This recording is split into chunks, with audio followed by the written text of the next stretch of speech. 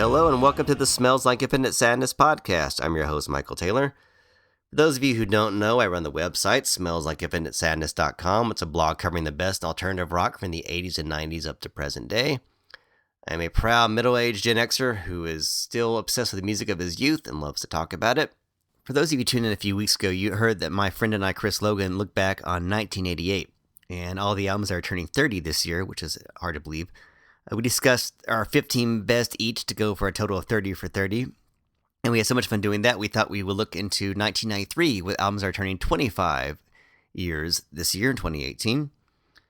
Like we did 15 apiece for last time, we thought we'd do 12 for each for this time for 25 with one tiebreaker that we mutually enjoyed. So we're going to discuss that. Chris is an old friend from grade school. We've always been both musical obsessive. We always love talking music together, so it's fun looking back on these albums with him. So sit back and enjoy. Look back from one of the best musical years from the 90s with some musical touchstones for Generation X. Well, I guess let's try to give some perspective to everybody who's tuning in here. Last time we got together, we talked about 1988, and it was a really great year. A really great year for alternative rock and metal, and we had a lot of good stuff. We thought it was so much fun. We tried doing it again. Instead of doing 30 years, we're going to do 25 years tonight. We're going to do the best of 1993. And 93, it was an interesting period because by 93, alternative rock was kind of had become from the underground. It was now the mainstream. That's what I really, when I look back on it, you know, like 91 was a breakthrough because he had Nevermind, and it was like the Trojan horse. Everything else kind of fell behind it. And by 93, it was like that was the music of pop culture. It was alternative rock, and weird stuff was popular, and it was a very, I thought it was a very fun time, especially, I mean, it being our age and everything. It was really like, you kind of felt like the inmates had the keys to the asylum, you know? We kind of felt like we had the run of stuff, and it was I thought it was a pretty, really fun, cool, interesting time. I felt like a veteran because we had already kind of grown up a little bit with some of those, you know, breakouts that were happening in the late 80s. And then what I mean late 80s, I'm like 88, 89, you know, like going back on the last episode where I had Sonic Youth Daydream Nation.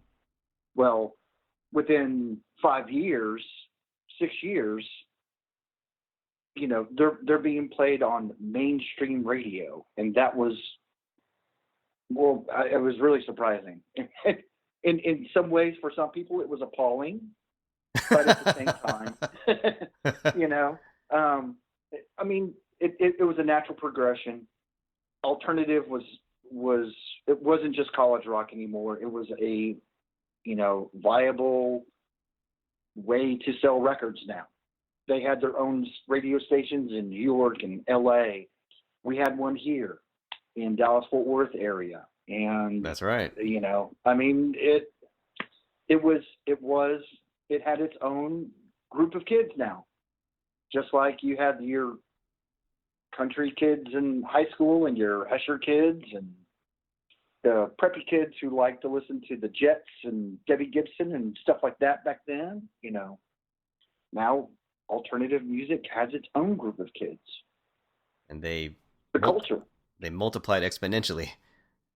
Oh yeah, and it was that really weird period too, where it was like you were happy that your bands were getting successful, but you don't want to get a little bit too successful because then you had to share them with the whole world, which is a really selfish, very adolescent thing. But a sense of ownership people get with bands, and that was the bittersweet part of the 90s. Was like, oh my God, everybody I know likes this band. They don't like it as much as I do. They don't have all the imports and they don't know all the B-sides, and you get right.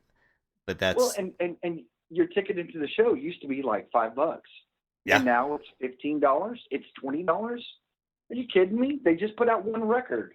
You know, people are that crazy about them. Well, I mean, I'll give it a go. But then the next time you turn around, and it's a $30 ticket, and then a $50 ticket. Now I'm not even sure how much it costs to get in to see somebody like a Pearl Jam or Smashing Pumpkins these days. But if it's around the same price I've paid for tickets recently, oh yeah, it's I can only see one of you. Yeah. Every 2 years. It's really become more of a, I don't want to say an elitist thing, but it's definitely become more of a luxury versus, you know, a regular pastime kind of a thing. Yeah. Well, I think if we're going to talk about how the 80s was kind of the beginning of this, and the 90s was when it really hit big. I think maybe a good band to start with to kind of set that into motion would be Depeche Mode. Had Songs of Faith and Devotion, which came out in '93, and that was a really Yeah. weird album. It was a great album for them, but it was very strange because they were almost, you could kind of see there was a little bit of influence there where they were a little more aggressive than their past few albums. Like they actually had like some hard rock riffs, which they had not really done before that I could recall. Yeah. Because you had like No, not at all. It was way more. Yeah, it was a way heavier record. Way heavier. Because I Feel You. I mean, that first single was really, that was, to me, that was kind of like their whole mission statement. Like, you know, we're gonna pull the wool over your eyes. You know, we've got Dave Gahan and a long hair and a goatee, and Martin Gore's headbanging as much as Martin Gore is ever going to headbang. Right. And I remember reading a lot about that album. I was reading a lot of magazine articles. I remember Dave Gahan was pretty far into heroin addiction at this point. He was really not in good shape, but he was really the guy. Yeah. He kind of, you know, he didn't write the songs at that point. He's gotten more into that recently, but he really wasn't. Martin Gore wrote the songs and he sang them, but he really kind of pushed the band to go for a more kind of harder sound. Like he was really into Jane's Addiction, Led Zeppelin, and so he, even though he didn't write the songs, he was definitely an influence on the album, I think, for sure. Absolutely was. Yeah, and you know, somewhere between that and then where Alan Wilder put in his brilliant touches throughout that record. I mean, before he left, his last work. Yeah, and it was his last record and tour with them. And we'd like for you to come back, Alan. Yeah, you know, call me. You know, I need to. But that was. Go ahead. I said I need to try to get a hold of that guy. Maybe I could talk to him. He might be up for an interview. Who knows? That would be cool. That would be super cool. That would be awesome. Actually, I'm gonna file that. Is he doing anything? Yeah. You know, is there other Recoil projects or anything that you're doing? You know, what are the Knights of Red guys up to? Huh? Come on, work with them. Do something.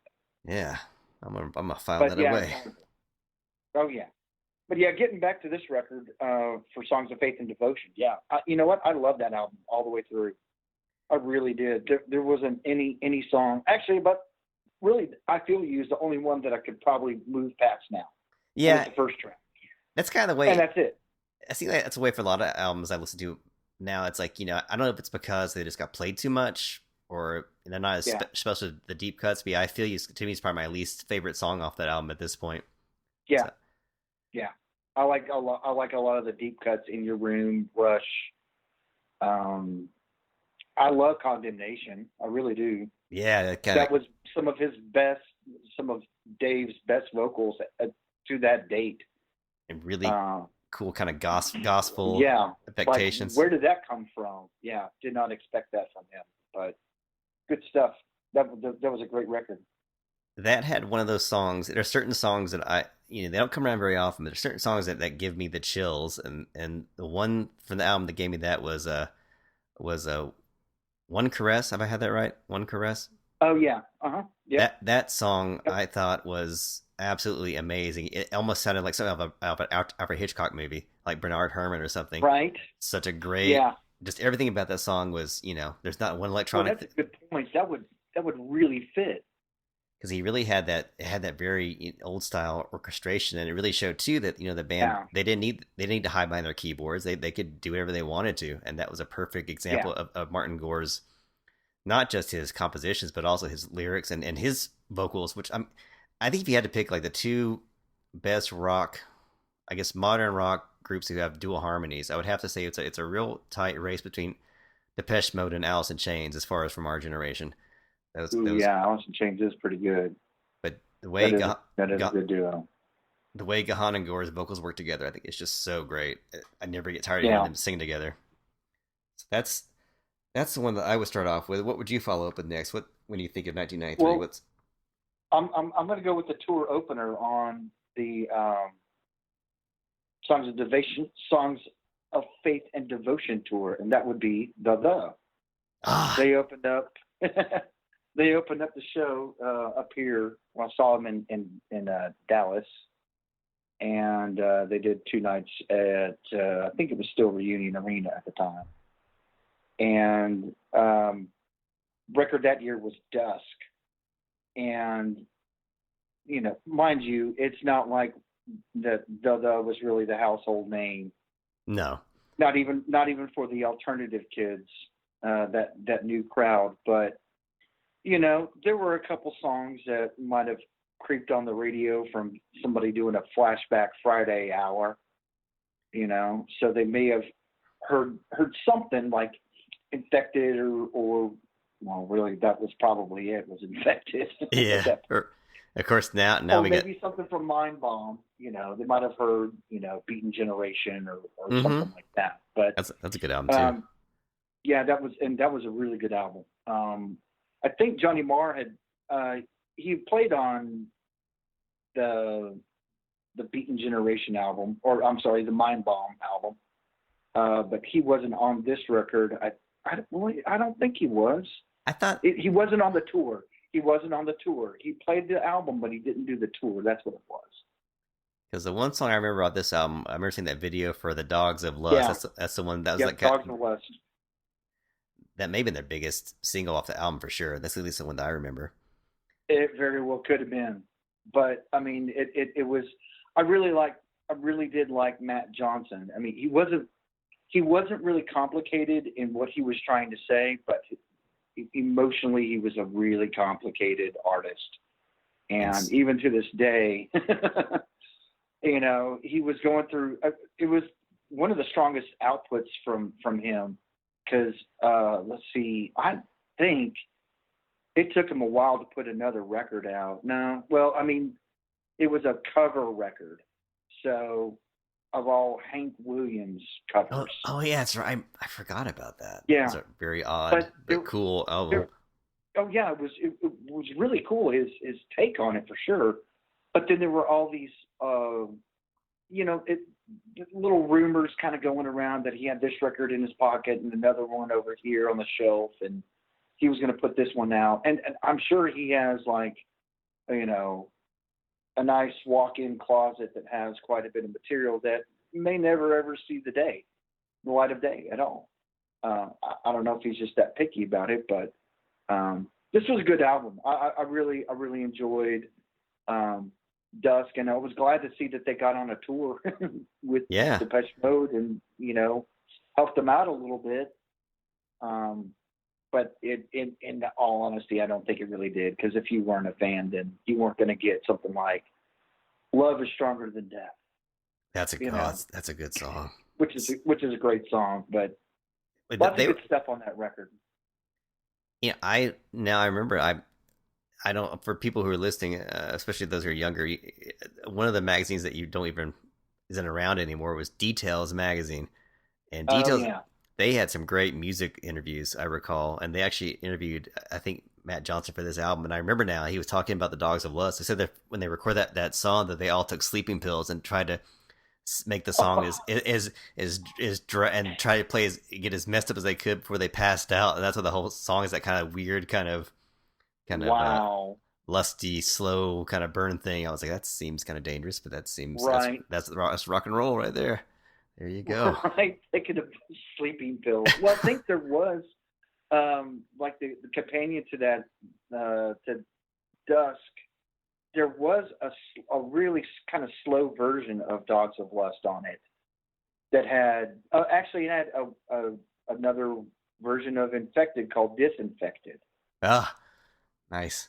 Back whenever people had B-sides and things like that, that's what basically Solitude was just a kind of compilation of B-sides, mostly the imports for us here in the States. But I thought that there was a really, maybe not drugged out, but slower version of it, where it was like, man, ooh, sleepy. Yeah, they went for it. Well, I think if you're talking about kind of subdued, kind of grim British rock, I don't think I'm out of step with saying that Cranes had a great album that year, Forever. And Cranes, another band kind of like The who never really got big, but they have a devoted following. Yeah. And Cranes are really, you talk about how The opened up for Depeche Mode. Well, the Cranes opened up for The Cure on the Wish tour, if I recall. Yeah. And they were so weird because they had this, cavernous sound. But the woman, the singer, Alison Shaw, I believe her name is. She sounds like a little child, like lost in a well. She's the eeriest, scariest, like talky Tina from Twilight Zone kind of voice. It's like disquieting, but also very beautiful. But I mean, nobody else sounds like her at all. It sounds like, No. you know, almost like her vocals sound like they're like pitch shifted, but that's really how she sings. Yeah. And Yeah. I like that album a lot. I thought they're a really cool sound, and they stuck out like a sore thumb because that was really at that time, really, I mean, bands like Depeche Mode and stuff like that were at the top of the heap, but all the bands underneath them, the post punk stuff, was kind of going out of fashion because grunge Yeah. had really hit and stuff like that. So Cranes were really more of an older style when they started off. They were very much more of an '80s band in sound than they were, the '90s. But that's what made them so different and unique and really cool, in my opinion. Yeah. If they had hit like 2 or 3 years earlier, they may have had a lot bigger of a following for sure. Because I think they really kind of went back to that sort of very late 80s, 87, 88, 89 sound. Totally. And if anybody out there is curious, if there's any goths out there who do not know Cranes, go on YouTube and look up Jewel, and you'll know why they're so great, and you'll be a Right. Oh, instant yeah. instant fan. I'm going to throw that out there. So where should we head next? We can take a little stroll up the shoegaze lane a little bit more towards Verve Yeah, let's do Verve. and Storm in Heaven, since you just come right off of Cranes. This is a funny record for me because it was a band that the record labels were so, I mean, they were sending so many promos out on this band and put up your displays and things like that. They were really trying with this band. And then finally they just stopped because I don't think that they were getting anywhere. And I must have had like 4 or 5 copies of the album, kept one for myself, listened to it once, and like a lot of shoegaze or, I guess psych rock like that at the time, it didn't hit me on the first listen. I'd listen to it and go, oh, that's cool. And then I'd file it away. And then whenever I'm looking back and, at my, what I need to weed out, and I'd go, okay, so why did I have that record there? And I'd listen to it again and it would just finally hit. And it'd be like 6 months to almost a year later. And this was one of those albums where it did not launch right on me at first. It's so subtle, Yeah, It's just that's a subtle record that has all those shoegaze. I mean, musically, it fits right in there. But then there's Richard Ashcroft's Madman. vocal, yeah, that it fits, but it didn't fit. Mm-hmm. Because there's too much soul going on there, man. We need you to be a little bit more, Yeah, and Have you ever heard of Elizabeth Fraser? Do that. and he's doing Mick Jagger instead, basically. Exactly. Yeah, that's exactly what he's doing. And so it took me a little while to catch on this record, but already there, which I don't think it was like a big. I don't think any single off of this was huge. No, but that's my song off this album.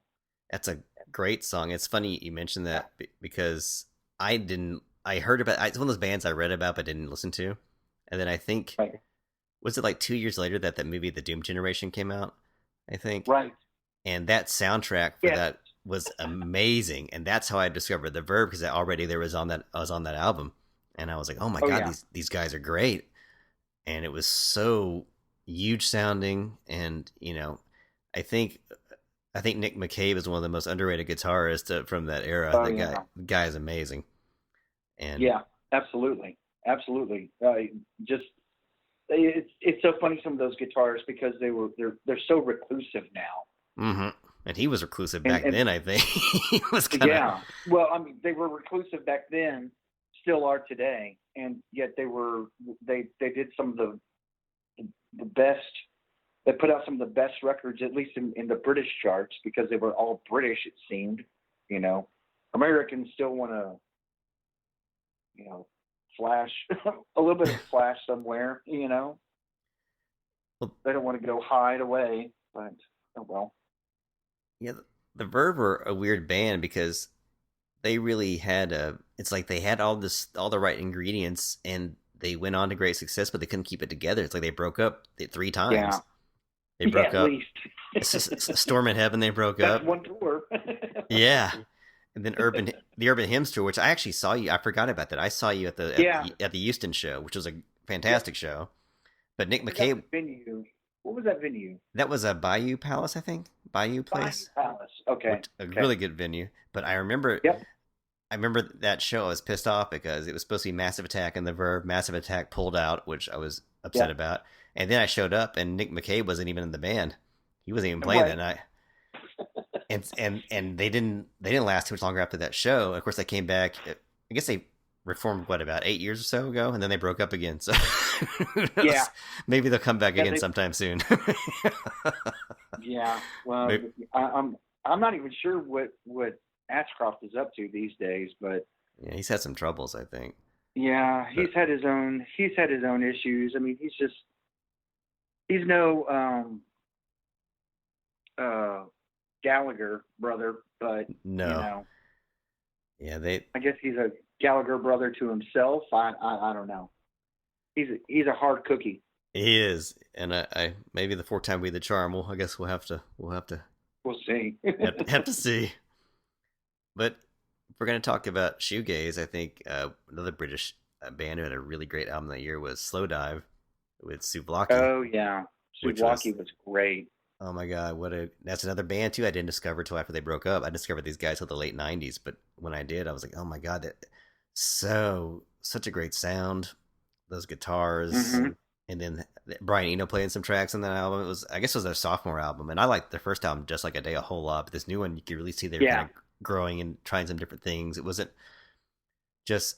I always thought the Slowdive was a little bit different from a lot of shoegaze bands. That I really felt like they weren't as pronounced in being too distorted or too where guitars don't sound like guitars. You could tell that they were guitars, but it was almost kind of was like an amplified version of The Cure. They had that same kind of sound, but they really just processed it. Yeah. But they also could dial it back. They also sound like Dagger, which is very subdued, but it's just a gorgeous song. And great Rachel Goswell's vocals and Neil Halstead's vocals. I'm so glad those guys are back together because their last album was so good too. I just think those guys. And I never listened to that last album. I'm way behind. Oh, yeah. I'll send you a copy of it. The couple songs that I heard were awesome. It's fantastic. Really nice to see them back together. Really, really is. And that's another band I think that kind of come back for Victory Lap because they weren't really nobody knew who they were at the time either. They were even less known than the Verve. They didn't really go right. And they were really the music press, British press, who can always be dicks to people, weren't very kind to them for whatever reason. I don't know why. Right. But they weren't. Yeah. They weren't very. British press was brutal for sure. Yeah, very much so. Brutal. Make or break you. Oh, I think. And I think they're bigger now than they were ever back then. Oh yeah, and if you look at like their Facebook page, all the followers they have, like they wouldn't have had half those followers back. I mean, it shows you that the whole absence makes the heart grow fonder really is true for musicians for sure, because it gives you time to get a fan base and a bunch of. I think probably their fan base now is just as many kids as it is people our age, probably more so. Yeah. Because that kind of music's kind of come back in fashion for like the indie set, I think it is, yeah. But I'm gonna throw it back to you in a second. But I think maybe as a segue, talking about the British stuff and shoegaze, which didn't really quite take it over here. Another band that was big and the music press was all over them that year was Suede with their debut album, their self-titled debut album. And Suede kind of drive me crazy because you talk about like Oasis and Blur and Pulp and all those bands, we all deserve their success, but Suede were really the first bands to even be called Britpop, and they didn't really sustain their success. I don't think. Mm-hmm. but it wasn't for lack of talent. But I thought their debut album was one of those albums that really, when you first hear it, I was like, what? I don't know. For some reason, when I first heard them, I did not care for them. His vocals were too tinny. It was too much. But then Yeah. another one of those bands though that once it's like if I give it time and I let it sink in, I really started to appreciate them more. And I like stuff like "The Next Life" was a great song, or "The Drowners." Yeah. Just Yep. and that's another band too where you've got an amazing guitar player with Bernard Butler, who was just Bernard Butler. Yeah. his riffs were crazy. I mean, that the stuff he did was so almost kind of like maybe a little old Bowie, and then a mixture like that with some Smith stuff perhaps. But they had a really unique sound Yeah. and very. I think of Sway. I think of like Hormones. It was all very androgynous and androgynous Oh yeah. and all And about. yeah, Okay, certainly a band that was completely influenced from the glam era, from the Roxy and Bowie and the T-Rex, and it was that's there was no shame to it. And just like you said about the vocals, Brett's vocals, yeah, I was like trying to really kind of figure it out, and it was not connecting with me for a long time. Um, but finally, I guess it was um, whenever I heard "Next Life" that really, or "Pantomime Horse," one oh of those. yeah, that was a great song. Um, it was a. They're both slow songs, needless to say, but he's not reaching all over the place like he would be for "She's Not Dead" or something like that. Mm-hmm. But it's yeah, it's one of those you really end up easing yourself into it, because I guarantee you, if you make it past the self-titled, Dogman Star will reward you with Oh my god, all the greatness. that's It will that's just reward you. that was like one of the best sophomore albums ever. That was just like Absolutely. such a such a next level jump. I mean, it was just like they just Mm. I mean, the full orchestras, and I mean, there was just like ambitious as hell, but they pulled it off. And I know that they didn't pull it off necessarily with album sales or press or all that, but for their fans, that's when I became more of a fan during that than I did for their first album, where Yeah. I kind of worked my way back, like I've done with most of the bands we've talked about tonight. I've kind of started off later and worked my way back and got into them. But I thought Suede should get more credit for what they did at the Britpop, and they're still going strong. Their reunion albums have all been really good. The new song came out like about 2 months ago or a month ago. It sounds great. Yeah. So Yep. I did hear that. they're still doing it, and I wish they would come play here. I've only saw them once. Come to the States. I saw them on the Dogman Star tour. This little club in St. Louis, this dumpy little club, and they were great. But Oh wow. so I was lucky that they even came that far. But I think the only time we'll see them here now is if it's some big festival where they're going to be on those little third font Yeah. on one of those posters that you see when you look at Right.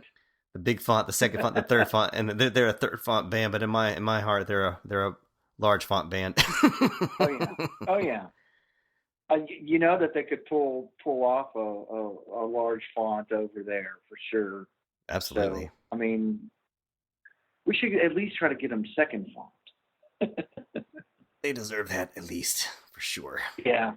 Yeah. Well, I want to get to this. I want to hear your thoughts on this. 'Cause I know you picked it, and I think it's one of their coolest albums. So I wanted to hear what you've got to say about Zeropa. So I'd love to hear what your thoughts are about that album. Zeropa. I love Zeropa.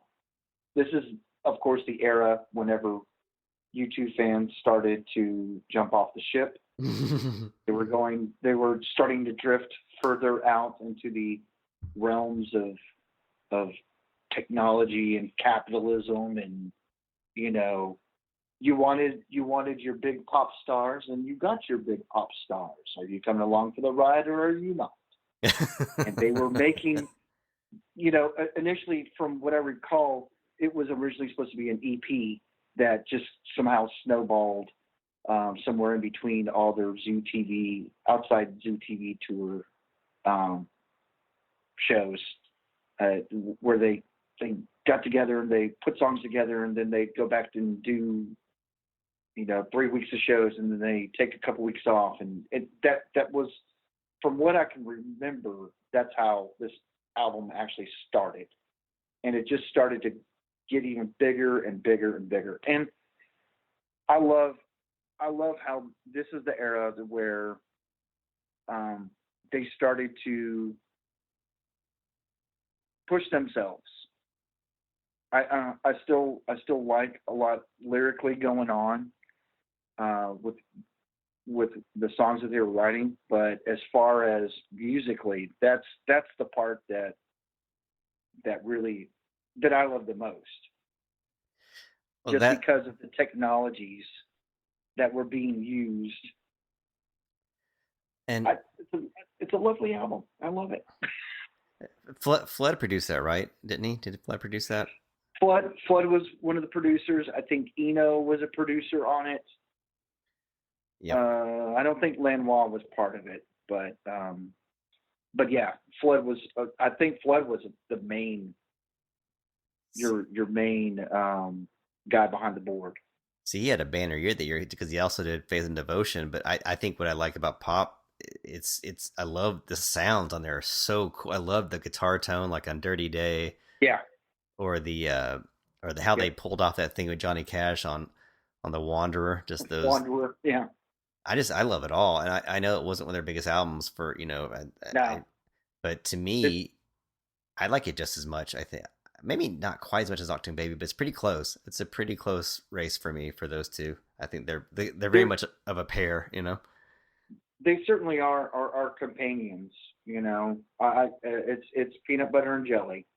It's a washer and dryer. It's it has to go together in my catalog for sure, because I almost think that it's what could have been a double album that just happened to be called split up into two different albums. I will say one of my favorite songs on here is "Stay Far Away So Close." Oh, it's such a great song. I mean, that's classic U2. That should, well, maybe not classic U2, but it's closer to what fans should have been able to hold on to. But then, of course, they ruined it with "Daddy's Gonna Pay for Your Crash Car," and that probably confused everybody. For me, when I think about, I loved it. I did too. When I think about Zeropa, the main thing that I think comes across to me is just I think that was probably the Edge's most diverse album. He's doing the most unique thing, song to song. Yes. Guitar, because he's always been experimental, of course, but there's always been kind of it's all been fairly uniform.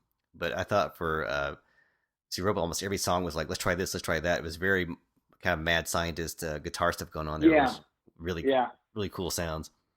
What happens whenever I flip this switch? And he will free fall through that tunnel and find that sound. It's no wonder he gets stuck on getting a U2 record out, because he's probably just over there pushing buttons trying to figure out, no, I need something different here. Try to get that that perfect combination. But I think exactly. And I don't think you get to a Pop without going through Zeropa first. It was like this very interesting 3-chamber progression from that band. But I thought Zeropa was, to me, very accessible. And I remember being confused. I thought when it came out it was like an EP. I wasn't even prepared. I thought it was like a 4-song thing, and I was very surprised it was a full album because it came out fairly soon after Octoon Baby. Yeah. So that was... It was almost just a little over a year. So that was an interesting that they could pack so much in when they've been so busy on the road and everything else. Right. But it shows why those guys they don't make them like that anymore. No, they just don't. Well, I think when you're talking about a band like U2, I mean, to me, when I think about U2, I'm thinking about huge choruses, very emotional, very interesting sounds, and I think a band, even though I don't think they would ever compare themselves or call themselves close to that, but I think Radiohead's first album, to me, kind of drew on some of the big sound that U2 had for Pablo Honey. And Certainly.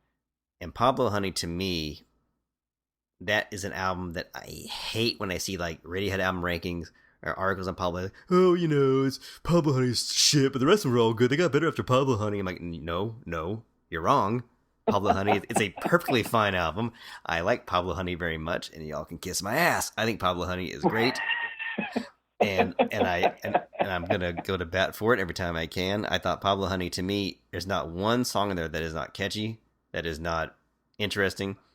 And how do you feel about Radiohead? How do you feel about Pablo Honey ranking into discography? Do you think it's a lesser work, or do you think that it's just more unpolished, or what's your thought on it? I'm just trying to see my take on Pablo Honey is that it is an absolutely fine record. Now, is it make it any less? I don't think it does, honestly. It is just a record in a different part of their career. I don't think it's there. There have been so many twists and turns with this band that to be able to rank everything from worst to first in whatever kind of way, I think it's kind of unfair. It's unfair to them because Moon-Shaped Pool was completely different from In Rainbows, and that was just 2 records before that. Yeah. Of course, it took 10 years for that to happen, practically. But, In Rainbows is certainly a lot different from Kid A, which was certainly different from OK Computer, which was pretty different from the Bends, last I heard. So, yeah, I don't think it's fair. I think Pablo Honey absolutely fits. It may not be the first album that I reach for in their catalog, but I am certainly not going to turn anything off whenever it comes up on a shuffle. I will not. It's just one of the bands that to me it's any band that's album that's got like one big single, kind of dwarfs everything else. And Creep, I still think is a phenomenal song. I think that. Oh yeah. For all the emotional things it takes you through, if anybody who's felt alienated or as an adolescent or felt like, oh, nobody understands me, that's like your song, that song is just it's just perfect. Not just his vocals and lyrics, but that the guitar stuff, that weird thing that Johnny Greenwood does, that's just so cool, that I still don't understand how he does that. I don't either. I don't know how he did it, but it just sounds so awesome. But that's just a part of the album, because you've got songs like Blowout, which is so weird and kind of eerie, or the Everyone Can Play Guitar, which is very much a kind of an over the top anthem and stuff like that. So they got a lot of different things going on there that I thought, there's not one song in there that isn't, to me, very catchy. Right. And Liturgy, Liturgy. Liturgy's that's another good.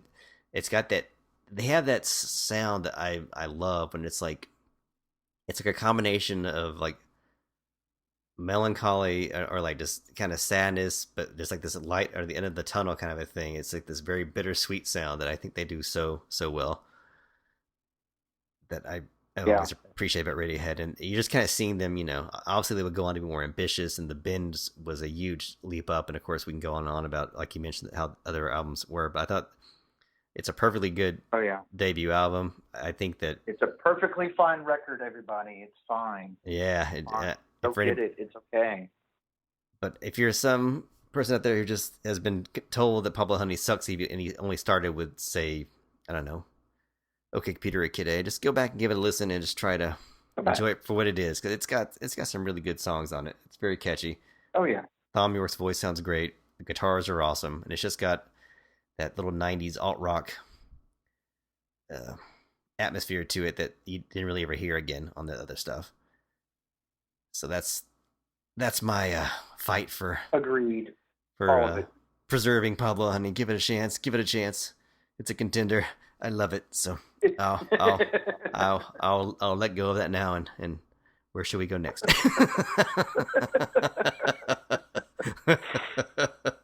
Well, maybe we should go with other divisiveness in something like In Utero from Nirvana. But yeah, I mean, in Euro, that's maybe the biggest album of the year, right? It was probably the biggest album of the year. Probably the most, one of the, it's probably the most anticipated, maybe 1B, maybe 1A compared to Pearl Jam's Versus that year. Yeah. But it that was a record that probably drew the line for some of the people who were newly initiated to the sounds of the underground via something like Nirvana's Nevermind, because it's not all polished and it's not all big budget stuff. Or maybe it is a big budget, but you don't use all of that on your record. Yeah, because go ahead. That's when I realized that Nevermind was produced. I guess when I first heard Nevermind, it sounded so kind of raw and rough and untethered. But then I really have gone back and kind of appreciate what Butch Vig did, which is very subtly build up some really interesting sonic layers to it, and produce his vocals a certain way. I watched a special where he talked about how he recorded Kurt's vocals in stereo to get that really cool sound of the album, and then for In Utero, Steve Albini just said nope, and it was jarring to me when I first heard Heart Shaped Box. I was like, wow, this is so different from what came before. It's funny because I believe Butch Vig actually did well. He was hot property in this era too. He was doing a lot of the big albums for the big brand new branded alternative scene. He was doing that all over the place. I'm sure we're going to touch on him a little bit later. Oh yeah. But and he was paid to do one thing: make a big record, and he did it. And he did it every single time. Steve Albini is the guy that has his little storefront. That's actually not his storefront. It's his basement. And you used to pay him just a couple of cases of beer to record you, but he only had like 20 minutes. So one take, that's all you get, and go. But, that was Steve Albini. And he had certainly a reputation of bringing out what that band needed to really punctuate in their songs. And he was just no bones about it.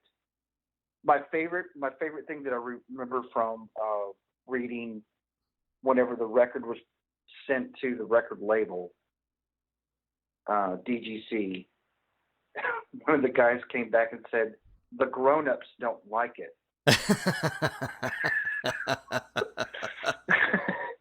Which I thought was perfect, because I can just imagine this whole room of like old white-haired guys who are not getting it, but then there's the slightly younger. He's maybe got a little bit of gray in his hair, so he's kind of in touch, but not really.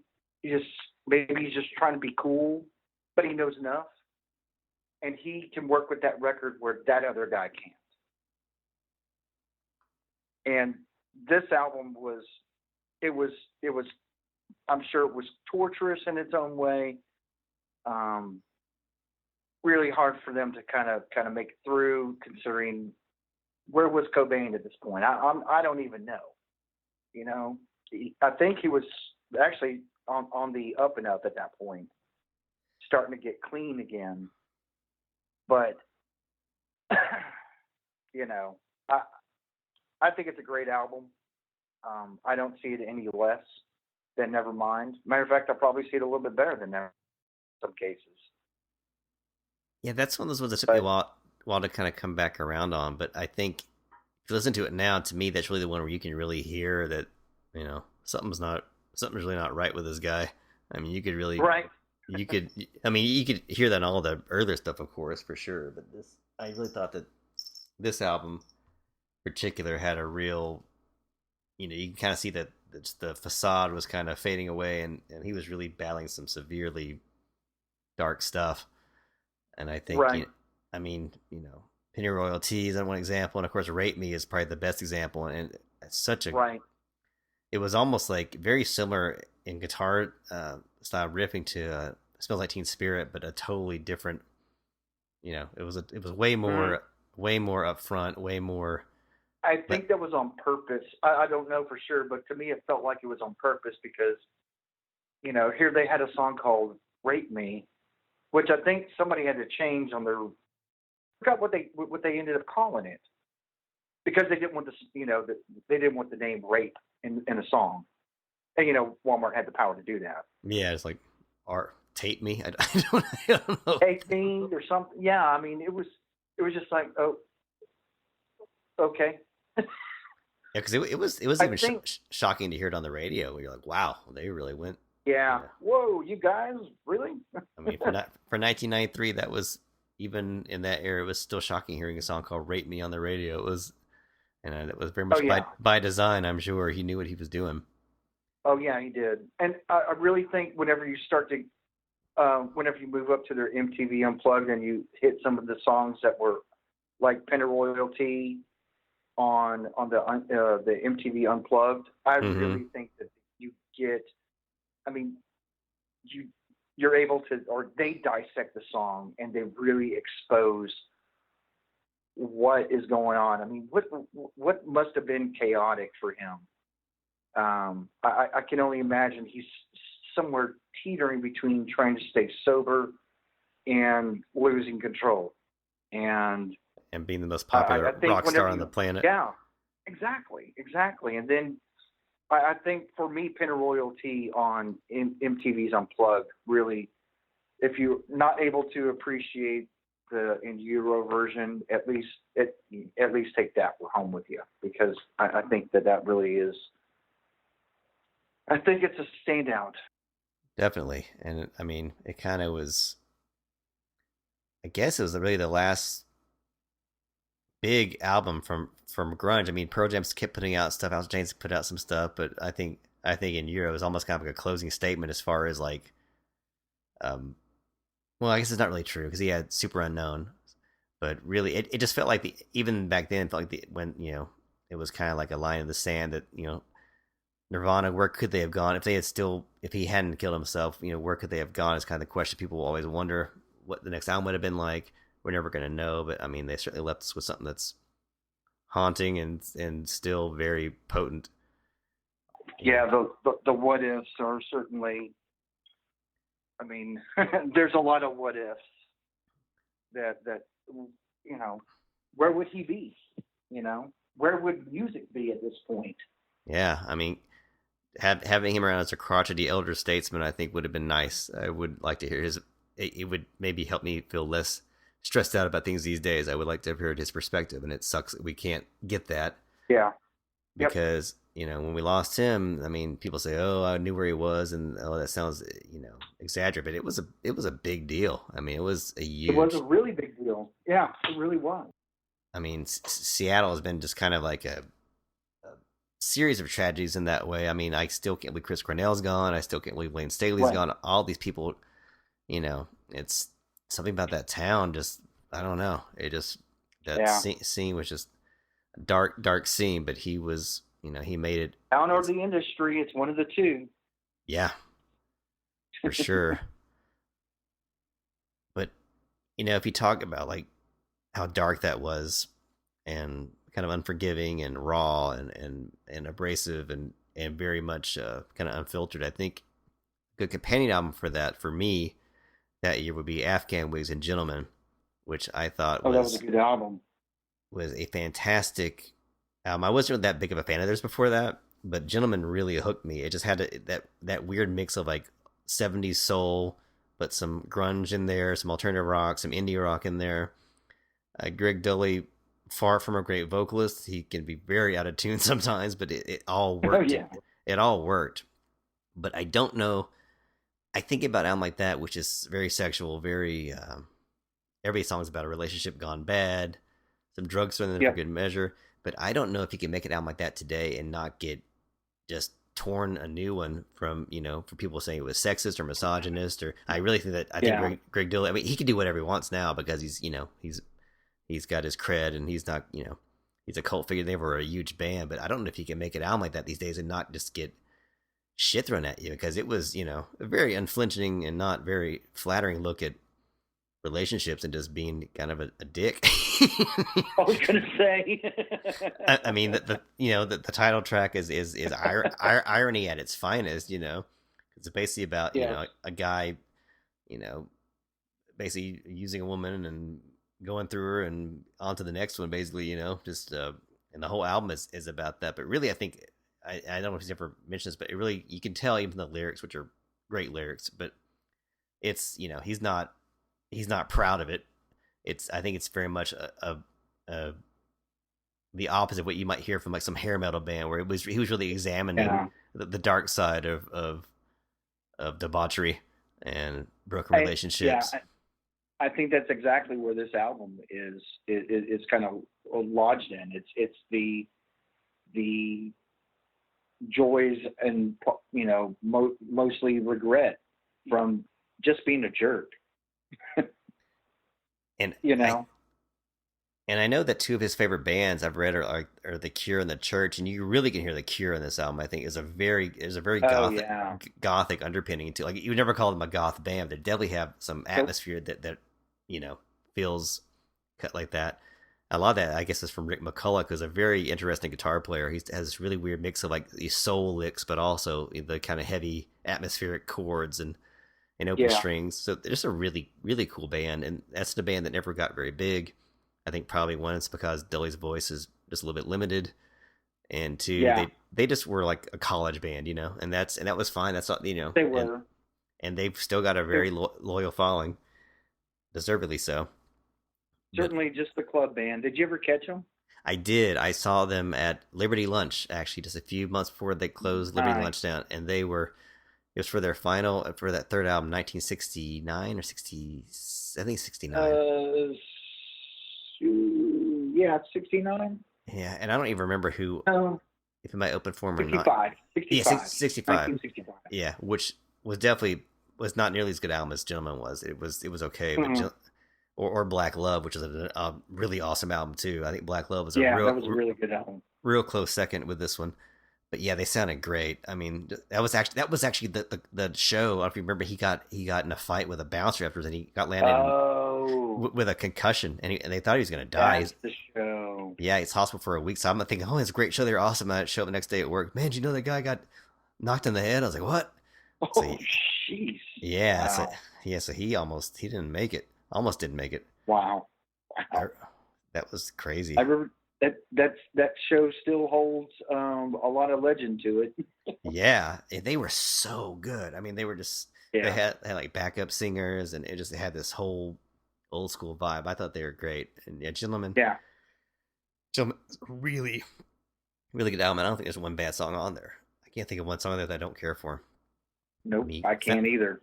Fountain and Fairfax, Debonair, even that one song, I don't remember. Oh, Debonair, Debonair, so good. What Jill Is Like. Yeah, with Jill, and then the closing track, Brother Woodrow. And there's one song, I forget who the singer was. They had a female vocalist on one song, which is this really weird, almost kind of like a ragtime kind of ballad, which is really weird. It's very kind of dark, but yeah, it's all awesome. That's just a really good band. Oh, yeah. Gentlemen, couldn't be made today, but you should still enjoy it and go back and check it out. So maybe you should talk about Morphine. That's kind of a good segue, I think. Morphine kind of. Oh yeah, because that kind of feeds right from the soul of the Afghan Whigs into the jazzy parts of Morphine. Yeah. Not that because I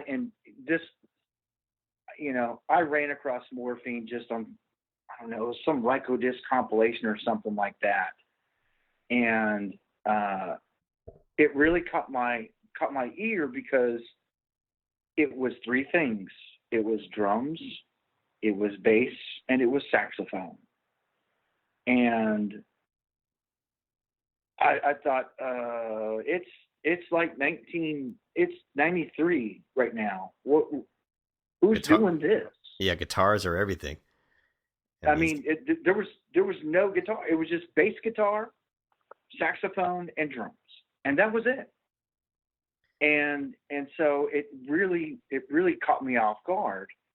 I'm not even sure what that song was. It was probably off the first album, but Cure for Pain was probably coming out or something later on that year. Anyway, it actually got released, and I kind of missed it. And then finally, I realized after a couple months it had been out that it was out, and picked it up. And I got to tell you, it was one of the coolest records that it's just it's just such a cool record. Nobody sounds like those guys. Guitar. I mean, nobody was going to sound like that in 1993. And it's not like it was going to show up on anybody's radio or radar, highly. It was going to be one of those records that if you're in a record store and you have somebody that's actually playing it, that's probably where you're going to hear it. And that was probably it. And if you heard the song Thursday, you were finding out who that was and buying that record right then. Because that song it will get you every single time. And loved it. Love that song. I think what makes Morphine very unique for a lot of us, I mean, because we grew up in the 80s where almost every song that you listen to had some saxophone tacked on the end of it. You'd be some rock song and then you come at little sax. But for Morphine, it wasn't window dressing like so many 80s songs were. No. It was integral. It was playing, yeah. It was like the lead guitar parts. Absolutely. And Mark Salmon's vocals were so, I mean, his name, I guess I'm sure his name was not his real name, but it was perfectly suited for his vocals, which are very soothing and dark, but it was just a very kind of smooth, almost like a glass of whiskey. It's just real smooth and kind of granulated. That's a good way to put it. A good glass of whiskey, right there. And that's another guy we lost too soon. I mean, I don't even know how he passed away. I don't think it was from anything like sinister. Heart attack. Yeah, something like a heart attack on stage. Yeah, it's crazy. He was super young. Yeah, he was. His mid-40s, I think, at that point. Mid-40s. So, but gone way before. I never even got to see him. And not that I'm, I mean, I'm upset that I never did get to see him, but at the same time, I'll have a little respect for him dying on stage at least. Yeah, I'm putting it all out there. Yeah. I think Morphine are one of those bands that they didn't sound like they were from the 90s, but they probably could have existed in the 90s when there was such a room for the weird and unconventional to have a chance to have a shot at getting on the radio, Certainly anything could have happened. So they really, it's just a really good album. That's all I can really add to it. Yeah. And I also think if we're going to talk about kind of unconventional stuff, I mean, the 90s were full of, I guess rap rock was kind of coming into fashion. You had certain like albums coming out that were kind of heavy, that were blending those kind of things. But Judgment Night soundtrack was definitely one that kind of took that whole thing and took it to a whole new level. Yeah, it did. I didn't even see the movie. Yeah, I did see it, and I can assure you're not missing on anything at all whatsoever. It was nothing. You missed nothing. Everything that was about movie that was worth anything was all on that soundtrack. I was gonna say, soundtrack was outstanding though. And it was really a case of like, you put your chocolate in my peanut butter kind of a thing where they just kind of randomly collided. They're two different artists that you would not think would work well together. And I love stuff like that. There'll be bands I don't even like that I'll hear and I may get Yeah, appreciation for them. right, Because I mean, started off, you had uh, Cypress Hill and Sonic Youth. right. Which You, didn't sound right on, or didn't look right on paper, yeah. And but yeah, then you had Living Color and Run DMC. yeah. Faith No More and Booyah Tribe, which was a good rockin' one. Then you had, I think one of the best was Biohazard and Onyx, which was like a total like just heavy Right. kind of grindcore guitars, and that was awesome. And then he had the really weird stuff like Teenage Fan Club and De La Soul. I just they had So, or Mud Honey and Sir Mix a Lot. I mean, they kind of had a little bit of everything in there, and it was just yeah. a really good party record, really good driving record. It just was kind of a, it after that whole scene, it kind of went downhill with guitars and hip hop. You kind of went to a bunch of Yeah. the new metal stuff and all that, but this was a kind of a very pure hybrid that worked really well together. And I've always have appreciated it, and it's just even still. I mean, it's a really fun album. I mean, I put it on, I can just crank it up, and even Helmet and House of Pain, Oh, yeah. that's a really great track. So, if you like your hip hop and you like your heavy guitars, Judgment Night is way better than a lot of stuff that came after that. That's for sure. Well, and I will say the marriage made in hell of Slayer and Ice-T could not have Yes, been more perfect. that was That that. that that may have been the most like, oh, why didn't we think of that before? you know, Yeah, because because everything else seems sort of like, I mean, it worked and on a lot better than I thought it would, but that one was, I mean, it was certainly it it fit. They were they were they were the Lego pieces that held the rest of this thing together, if you ask me. And everything else just worked. and Ice T has totally proven his metal bona fides over the years. He is a really good Oh Matt. yeah, I mean, there's a lot of hip hop and metal collisions in the '90s, but I think you could tell he really liked it. You know what I mean? You could tell he was into it. yeah. I actually He was listened. into it. I heard the last Body Count, a couple of songs off the new album on like Liquid Metal on Sirius, and it was actually really good. I was like, so much Right. better. Yeah. Yeah, I mean, he's still doing it, and it was awesome. Like he's still hitting it. But He's Judgment Night, not giving up. no, and Judgment Night's just a really good mix of stuff. So I, I dug it. I still dig it, and I still, if I had to pick, I think with you said it was Slayer and Ice-T. For me, it was probably the Booyah Tribe Faith, and where Mike Patton just was his combination with those background shrieks and all that. It's just so perfect. It just really fits. It's so oddball, But I loved it. Yeah. Yeah, And because Booyah was like that off the path rap slash hip hop group at the time. So yeah, that does make a lot of sense too. Now it does. totally, Or at yeah. least a couple, after listening to, oh yeah, I get that. I get that. They should do like a reunion album and have them all try to do something again. It would be kind of cool, but it won't Oh ever. yeah, that would be pretty cool. It won't happen. It won't happen, but it'd be cool if it did. Maybe we should keep along the path of metal and get right into Sepultura's Chaos AD, Oh yeah, that's a good one. which is a really good record and actually a pretty different record from what they were doing in the past. Of course, the roots, no pun intended, for where what they were doing the first couple of albums, or even the last album that they had put out before then, Arise or Beneath the Remains. But Chaos AD, it was really, really kind of a groove album for them. I mean, there was a lot. It seemed to have a lot more of that sort of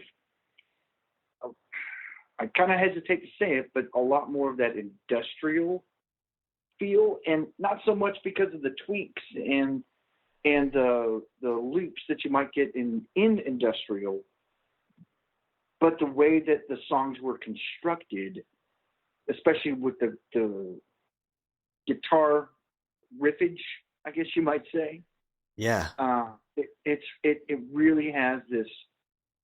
They're moving to a different beat at this point, and they're exploring different options. And they influence. They had just done three records that were all thrash albums, and great stuff. Love those records, but they were starting to kind of move forward a little bit, and it's a small step, and it's kind of subtle, but it worked for them completely on this. They were able to work with Jello Biafra for Biotech is Godzilla, but which is, I mean, it's a short song, just like Jello would probably want, but Refuse Resist coming right off the front of the album. Territory, gosh, man, shredding. I mean, maybe so. I don't know. I'm not a huge Sepultura fan. I don't know a whole lot about their stuff, but I mean, I think they're definitely going more groove on this one, and I think you can maybe hear some like Pantera prong kind of influences on that stuff. They were kind of doing that same kind of. It was thrashy, but they, and they would go on further to that with Roots, and they would basically be one of the biggest influences of nu metal right there. They were huge on that because they really had that perfect lockstep, but it was cool. They had a lockstep of that just tight groove, but like some swing to it, and yeah, their guitars are just awesome. And the thing that there was that Evolution of Metal documentary that had just put them in the nu metal category. Oh yeah, that's a good. Me to death. And it was a great documentary, but it bugs me to death because, this I didn't see them as a nu metal band. They were the thrash band that kind of moved on and maybe took a little nuance. I mean, but their next album would be totally tribal practically. Yeah. I mean, Roots was not a nu metal record in my estimation, at least.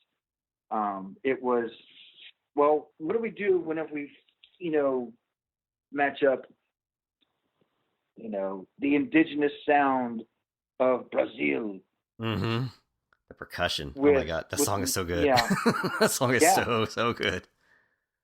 But I really hate to put it into nu metal, but I mean, what's happening with mainstream metal in the 90s is really, it's really hard to work with, honestly, because you have your Pantera, who of course were reconstructing everything for metal at that point.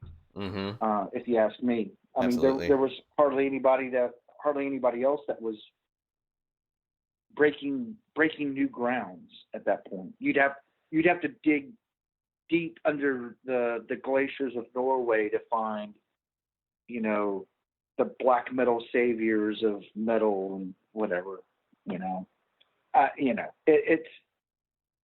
it's one of those things that the mainstream part of it versus the underground part of it are so completely, they're at opposite ends of the earth.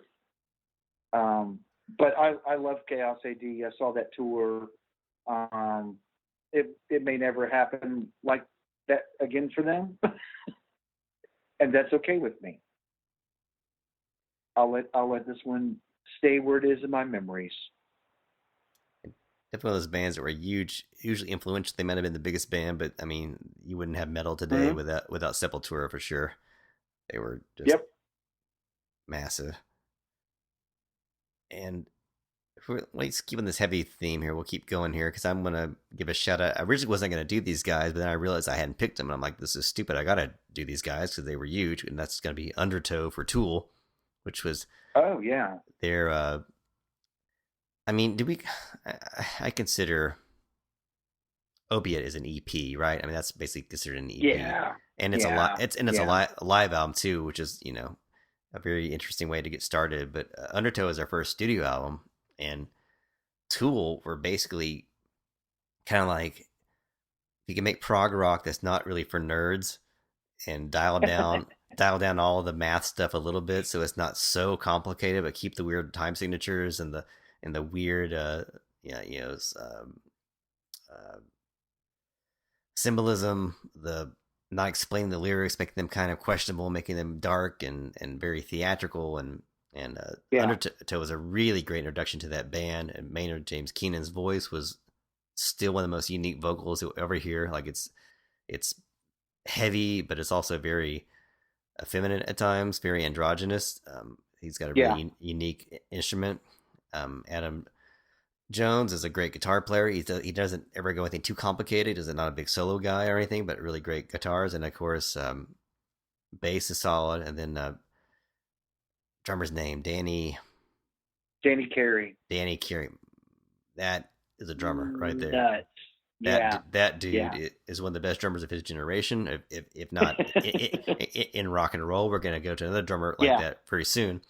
He was in that same category, but man, that was a good album, and dark and weird, but also kind of funny. There's a big sense of humor to Tool a lot of people don't get. I mean, they think that Maynard's some big sourpuss, but no, Tool are about having a good time in their own weird, odd way. And there's definitely some dark comic moments on there, but I mean, and also that's one of those albums that you cannot think of the songs without thinking about the music videos.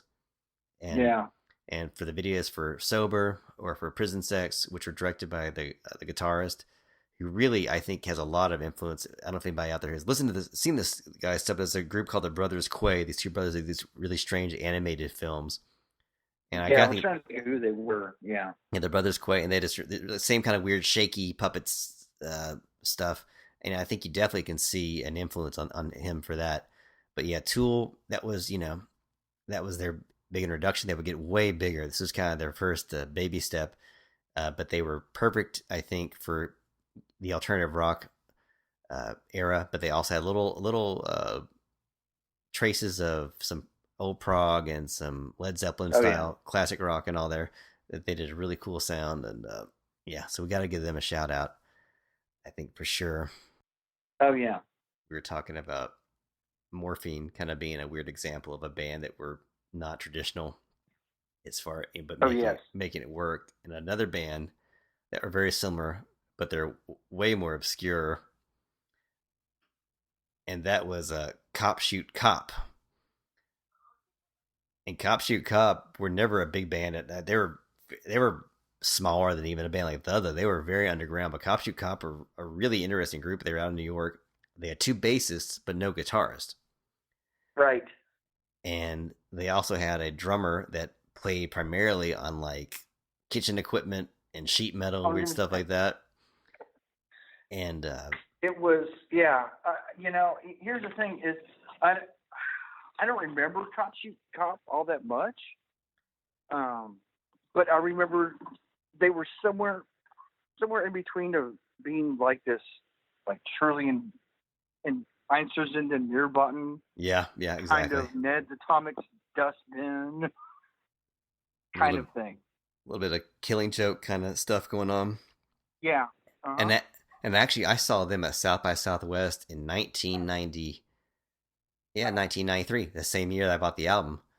And it was back when you could buy a wristband for $25, if I recall. So things have changed a lot for South by Southwest. But they were definitely one of the best. Really great. I miss those days. I know, when you could actually go see South by Southwest and do it for a week and not be destitute.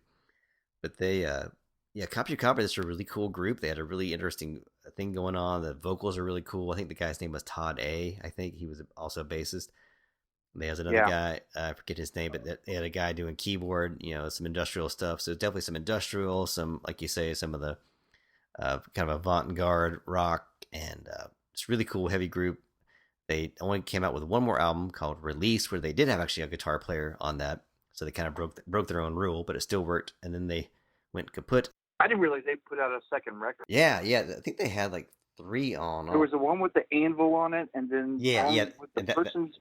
yeah. The album was the last one that was released, and the one with the screaming kid with like the duct tape behind him, that was Ask Questions Later, and that was the album that 1993 that I just thought was so dark and crazy.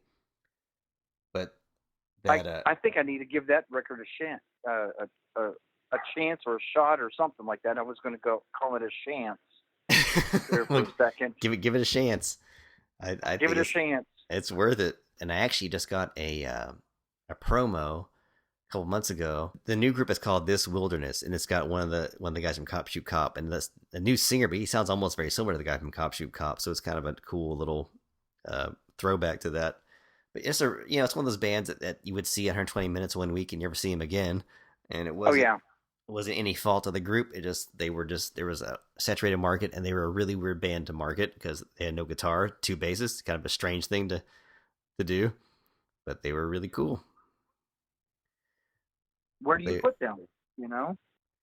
They're definitely a good group. It's not really a good segue, but I want to hear what you had to say about Pearl Jam Versus, which was a big album for that year for sure. That was one of the biggest. Yes. I'll start it off with 1992 Lollapalooza. Pearl Jam is playing like second on that bill. And they were recording the album. I think Dallas was like one of the last dates for that tour. And I saw the drummer walking around the lawn of Starplex because nobody knows the drummer. And I walked up to him and I said, "Hey man, I saw a lot of your records. Well, your band's records," because he was new. "When is Versus coming out?" And he was like, "We're hoping for this year, but it's probably going to be early next year." Great. That's good enough for me. And so, sure enough, they end up releasing Versus the next year, and I loved that record. I loved it more than I loved the first album, 10. I liked 10 a lot. It was more dynamic live, for sure. But Versus, I thought there was a lot more. I don't know. This goes down to the production credit. I think, like we've kind of touched on, that's so important now in this era. But Brendan O'Brien did this record, and he's done quite a number of Pearl Jam records since then. But there's something about the work that they did on this record. I thought the songs were really good, honestly. And I'm trying to think, was Daughter was on that record, right? Yeah. And Daughter's a big hit. Yeah. I mean, just weird stuff like Bugs. I love that. And I love the first single. I thought that's my favorite Pearl Jam songs, actually. I just love that, like how heavy and almost industrial in a way. It almost has that kind of sound to it. It was very aggressive for them. I mean, more so than they're definitely hard rock, but that was a much more aggressive, heavy thing that I think they've done kind of before or since. Yeah. Daughter, Glorified G, Dissident. That was the other one that I was trying to think of. Oh yeah. Trying to think in order. Man, I love Dissident. I love that's about as classic rock sounding, a lean to the those who came before them. Mm-hmm. That you're gonna probably get, honestly, but very majestic. The guys in the band are super cool, and or at least they were then. So, but I really like this record. This would be the 1B to probably the 1A of In Utero. on the highly anticipated scale. Mm-hmm. People were asking and asking and asking for this record all over. And so, just a funny thing that I ran into Dave Abbruzzese walking the lawn, just walking out there like nobody, Those are the days. Nobody was bugging him. Nobody bugged him. Just me. That was it. Watch him walk all the way across. He had just played a set where everybody had stormed the seats. He was just in, one of the biggest bands in the world, just walking across the lawn. That's good for him. But that was kind of grunge for you right there, trying to be the biggest band in the world, but still trying to be able to walk around and not act like you're full of yourself or be an actual rock star. That was a different thing that was going on then, which is kind of continued. I think he was about the only one that could walk across the lawn. Nobody else could. Without being seen. Yeah. And so he was from Dallas, and so I think he felt a little bit of hometown vibe too. So, it was a good record. I really enjoy that record. I still like it. I love, as far as Pearl Jam records go, maybe I should say I like Pearl Jam records as a whole. I really love their live show.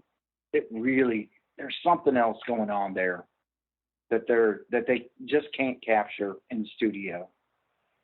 I still wouldn't mind seeing them again. It's been a while, but still wouldn't mind seeing it. Yeah, they're one of those bands that have that, they're not a jam band at all, but they've got that kind of following because their live shows are so, that's really that's their medium, they know how to work it. It is. That is their medium.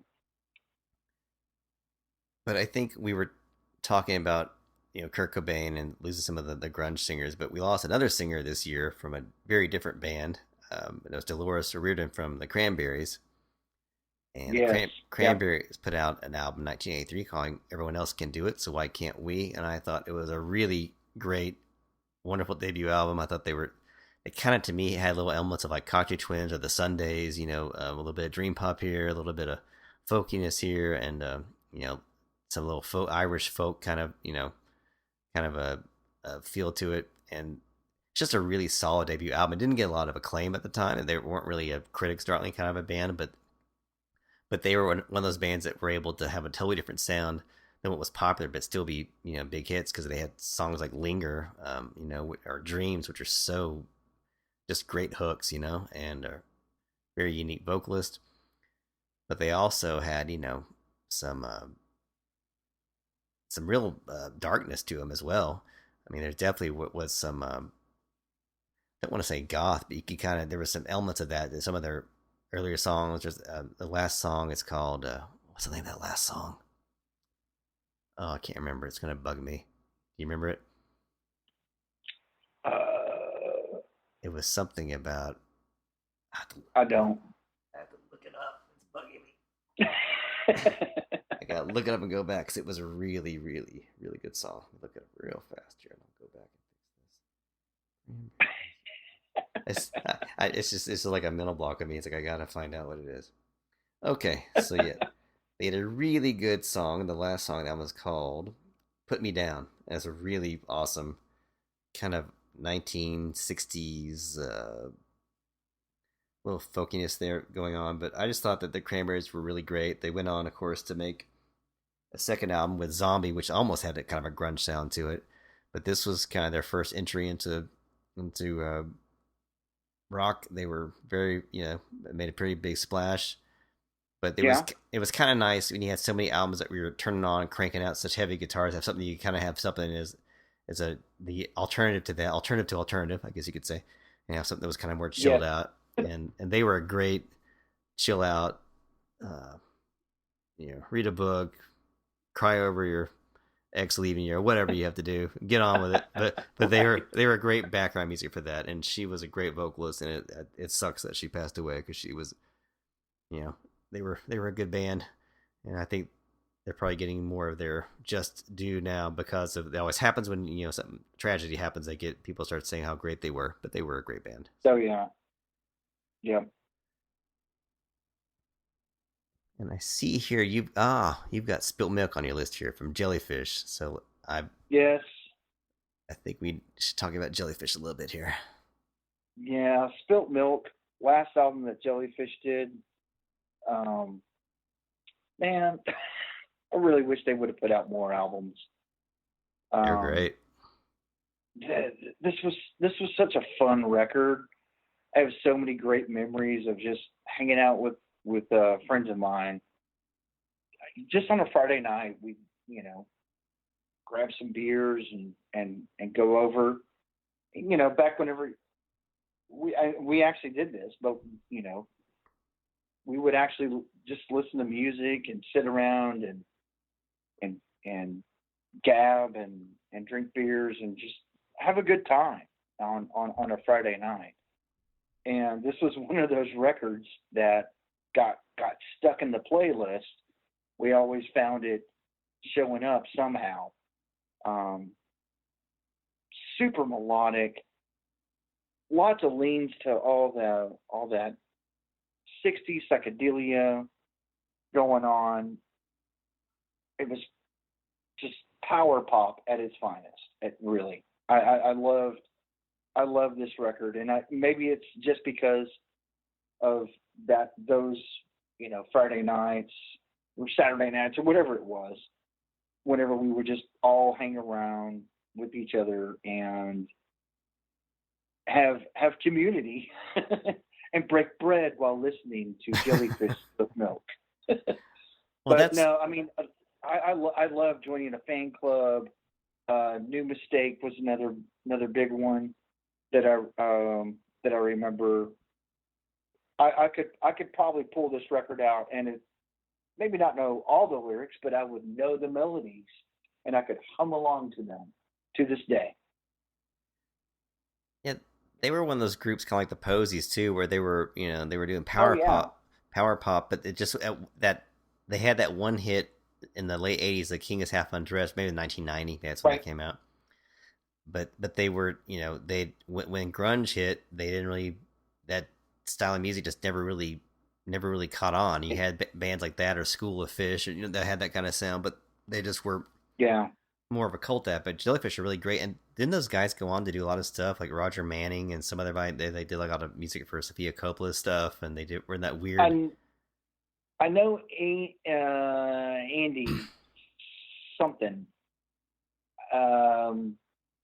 He went on and I thought he did like cartoons. Yeah, something like that. And like soundtracks and stuff like that. So, very talented. Yeah, that sounds right. That Roger Manning went on and did a whole bunch of other stuff too. How he did what was it? Something Drag, Imperial Drag. Yeah, they had that one hit that was Boy or a Girl was so catchy, and that was pretty much it for them. But that was a really fits right in with with what he was doing before. But I hope those guys are still doing something. Yeah, productive, making music and having a good time, because I love Spilt Milk. I loved it more than I liked even Belly Button. But this was a cool record, and I think a lot of my affection to it is because of just hanging out with my friends, and we just listened to this record all the time. Loved it. Always on the playlist in 1993. And I think another album that for me was kind of fit that mold too. It was a very unusual. As another one we're talking here about an '80s person coming, act going into the '90s. But I really enjoyed Terence Trent D'Arby's "Symphony or Damn," which came out in 1993 as well. And I was waiting for you to talk about this one. And I thought Terence Trent D'Arby was one of the coolest dudes. I thought that introducing the hard line in the 7 or whenever that came out was a great debut. The guy's voice is amazing. Outstanding. Yeah. Voice is amazing. You know, he was a little bit of a weirdo. He had a little huge egotist. I think he's just a little bit. He's a free spirit, and he was very hard to market. And his next album came out, and his next album, Neither Fish Nor Flesh, was flopped, and no one even heard it. I don't think. Oh my gosh! Because it did so poorly. But for this album, he came back, and he had that song "I Kissed Her," which was so weird because it was almost like a little bit grunge, a little bit heavy guitar, but still with his like kind of soulful delivery. And the whole album though is just awesome. It's a great album. That it was better than the one before it. Oh yeah, and I think it's almost as good as this first album. Oh yeah. And it definitely had, got a little more acclaim. It wasn't a huge album, but it did have some hits because it had that song, I Kissed Her. It also had Delicate, which I remember I saw perform on Jay Leno. I remember that distinctly. And wow. Yeah, and it was a duet with I never gonna get her name right. Is it Desiree or Desiree or Desiree? Yeah, right. Yeah, she sang backup on that song. It was like a really cool duet. But the whole album is really pretty good. I think it's got some really good melodies on there. The production is really cool, and it's got one of the best closing tracks ever called "Let Her Down Easy," which is this amazing ballad that he closed with. It's just so it's not as good as "Sign My Name Across Your Heart," but it's pretty damn close. It's a really great closing ballad. There's something really unique about that guy. I don't know what I can say as to why, besides his vocals, which are just, but he's just an original artiste, He has something different going on than anybody else, and it really shined through on this album, I thought, a whole lot. Oh, yeah. I think his downfall may have been he was trying to be better than Prince. Mm-hmm. And you can be many things, but you can't be better than Prince. I honestly think if he had just, collected himself and said, you know what, let Prince be over here and let Terrence Trent be right here, then I think we still may be hearing from him today.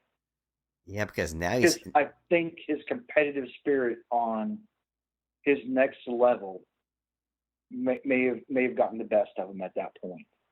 I think it's probably true. Symphony or Damn was a good record, though. I agree with that. Really good. It's been a long time since I've listened to it, but yeah, that was a good record. Yeah, it's one of those albums that's kind of fallen off my radar because I haven't listened to it in such a long time. But this is making me want to go back and check it out again. And I did a search on him recently trying to figure out what's happened to him. He's like changed his name into some. He's changed his entire. You wouldn't even recognize his name anymore, and he's still doing music, but he's kind of determined to make himself. Yeah, that's right. He's determined to make himself hard to find. He doesn't make it easy on himself to do what he wants to do. I don't know who that is. Terrence Trent too. I do not know who you're talking about. But he's still doing something out there. But he put out some good records, didn't he? It was pretty good whenever he was around, right? Yeah, what happened to that guy? Because then he went to did Vibrator next, which wasn't that great. That was kind of next time it was kind of a just didn't seem as sharp or as focused. Or this was a good one. This was a damn good one. Yeah, it was for sure. For sure.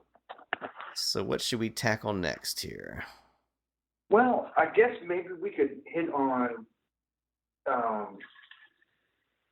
the Digable Planets, just because of that uniqueness that's going on here. Oh yeah, especially going from Terrence Trent.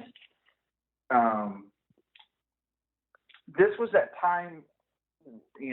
I know we talked about Judgment Night earlier, but there's in 1993, I think things in the hip hop and rap community started to kind of change a little bit. And I think, I don't know if 93 was a year or not, but you started getting a lot of acts that were getting into sampling the jazz tracks. Mm-hmm. I mean, of course, we have Tribe Called Quest, of course, doing that. Us Three. my gosh, and I probably should have picked them on this list. Right. I mean, there's so much to choose from, but I think recognition should be given to Digable Planets because I really think that they're an untapped source, an untapped band that had a lot of talent. Only a couple records, but a lot of talent. Very, And very, very unique. Yeah. I mean, it was the trio with a couple of guys and a girl. And that was what? I mean, we had heard Arrested Development, but that was kind of a different scene, I think. Yeah. You know, it didn't seem to work with the elements, the funky jazz elements that Digable were using. But yeah, I really think that, and I'm not, by no means am I saying, you know, the Tribe was any less of a record, but I think the people should know that Digable Planets Reaching was an outstanding record that should have at least a little bit of recognition. Yeah, especially for something so different, but that was, from what was going on at the time, but, making it very cool and making the kind of jazz Yeah. flourishes were really unique. So that was another kind of like just So chill out thing you listen to and just kind of groove out. And... so laid back. Yeah, absolutely. So laid back. And it's not like that they were really pounding a message or anything like that, but they had really insightful, intelligent things going on in their records. I know that one of the guys in the band, Shabazz, has a new project called Shabazz Palaces, which is actually on the Sub Pop record label. Oh wow. So that may be something. I've not heard I think there's a new one out this year, or maybe it was last year. Anyway, their last couple records have been pretty cool. Still kind of walking around that same sort of scene, a little bit different, but at the same time, push the limits, But in the meantime, Digable Planets Reaching, great record. And I'm gonna do a complete turnaround from this just because we've been talking about keeping back to the Seattle, Nirvana, and things like that. And one band that influenced so many Seattle bands, but they're one of those bands. It's like the Ramones, who influenced a million people about the album, but they weren't like a household name at the time. But one of the bands I think was so influential on 90s alternative rock, but they were not a big household name, was the Melvins, and you chose Houdini on your list, and so I think we should take a dive into that. Boy, I tell you what, if you weren't familiar with the Melvins at that point, you were not alone. I ran across them in like 91 on I'm trying to think what that album was called, Bullhead.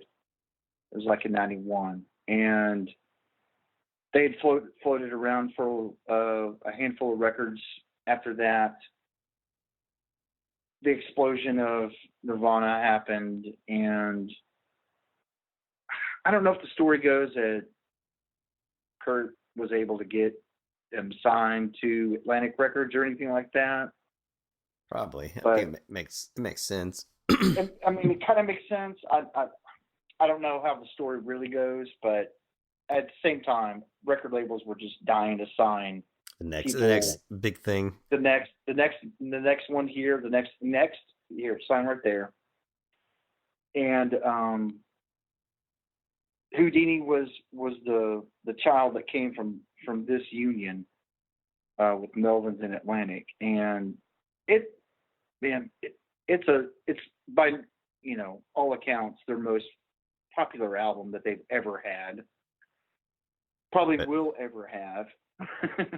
But you definitely can't. They did a Kiss cover on it, Going Blind, but they have Night Goat, which is a fantastic song, Honey Bucket on there. Just a if you had no idea who the Melvins were and require a little bit of production, this is the album to start with. Otherwise, start with Bullhead and proceed forward. See, the Melvins is a weird band.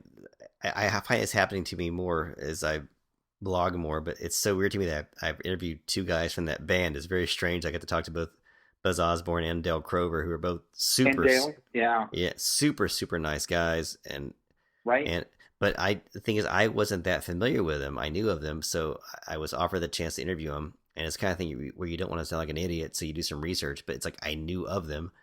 How could you not know of them?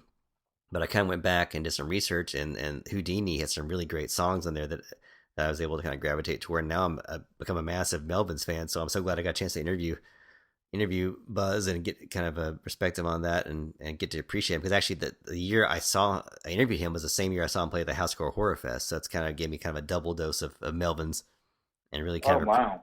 Really kind of appreciate just what a force they are, and I mean, talk about prolific. Yeah. They put like 2 albums out a year basically. They tour all the time. They never stop touring ever. Time.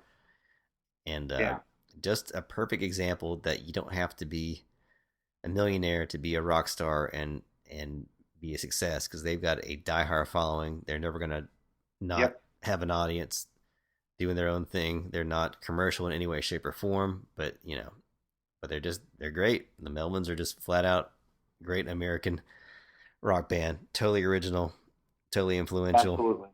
And weird as hell, which is why I think I've grown to love them so much. They're just they're just the weird as hell part. Yeah, they're just strange, and I like strange. I like weird stuff. I just do. I always have like things that are just a little bit kind of off the beaten path, and the Melvins are about as off the beaten path as you can get in a good way. In my humble opinion. And I'm looking through your list. Oh, you've also got Breeder's Last Splash, and that was another big '93 album. And it was. Go right ahead. Well, I just want to see what your take was on it, because I know you had put on your list. I want to see what your thoughts were on Last Splash, and I think it's kind of a good time to talk about, because they've just come out with a new album actually, and which I have not been able to listen to yet. Yeah, me neither. And I know the first incarnation of them happened with Kim and Tanya Donnelly, who was coming out of Throwing Muses at the time, and then they kind of evolved just a little bit, and Kim got Kelly, her sister, to play guitar. Apparently took 2 weeks, and then, hey, we're going on tour. And then after that, I guess they started recording Last Splash, and it was, I don't know if you heard Pod at all, but Pod was, I mean, it's just a funny thing, because whenever you take a member out of a band and they sound kind of just like the band, there's not a lot of stretch going on there, because Kim Deal sounds like she was doing Kim Deal Pixie songs, and I like Kim Deal Pixie songs, and just as much as I like Frank Black Pixie songs. So this is just another extension. I don't think she was really treading new ground or anything like that. But this was such a fun record. This is the one that we all had a good time with. Gosh, I'm trying to think whenever it was released. It must have been towards the end of the summer, because I could have sworn I saw them in the fall. But I get really confused with this album, because I could have sworn that like Cannonball came out way before the album came out. It seemed like that video was out way before, and maybe just my memory. Because I seem to remember like watching that video with friends, like in my college dorm, and then it didn't come out until I switched. So I'm kind of displaced on that. But I mean, Cannonball, of course, was huge. Cannonball was a big hit. No Aloha was a really cool song on there. Do You Love Me Now? I mean, song title wise, I don't have a lot of things that really jumped out at me. that I can remember 25 years later. But man, I really like this record. If you were missing Kim Deal, Pixies stuff, then this is where you went. And I always liked the Pixies, so this was a natural progression for me. And I still think it's one of the best albums that came out that year. Definitely a good one, and it's cool that they're back. I have to check out their stuff Yeah, sometime at some point. yeah. My Totally looking stack. forward to it, but need to get around to it. Exactly. I think I'm gonna give one more shout out to one more '80s band, and this I guess my last one before we go into our mutual in a little bit. Okay. But the one that I really thought was a great album that came out and went with away with a whimper was She Loved Jezebel's Heavenly Bodies. They're one of those bands. They were an '80s band, and they came out in 1993, and they switched labels. And the one brother, there was a twin brothers, Jay Aston, who I've interviewed a couple of times. Right. He's a super nice guy. His brother Michael, Right. who left the band, is not a nice guy and has been a real piece of work with me. He's emailed me on several times and has been kind of I was I was wondering, is somebody going to email you anything out of this? I probably will get some very terse statements. Okay. But you know, I've talked to Jay. I've talked to the guitarist James Stevenson, who's played with everybody from like Billy Idol to oh my gosh, to Tony Visconti. I'm all over the place. So this is a really solid band, and Heavenly Bodies was a really fun album that kind of saw them kind of stretch their muscle. They had one song called Josephina, which was almost like a kind of a aggressively rock sound for them. You know, very Right. as far as heavy. You know, they didn't get too heavy because that's not their sound, but it was one of those albums that came out on some little label. I can't remember what the label even was, but it came out.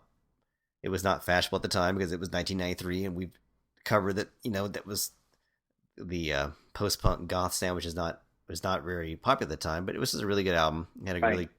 really clean sound, some cool choruses, and that's just one I want to give a shout out to. I think it should have got a little more love.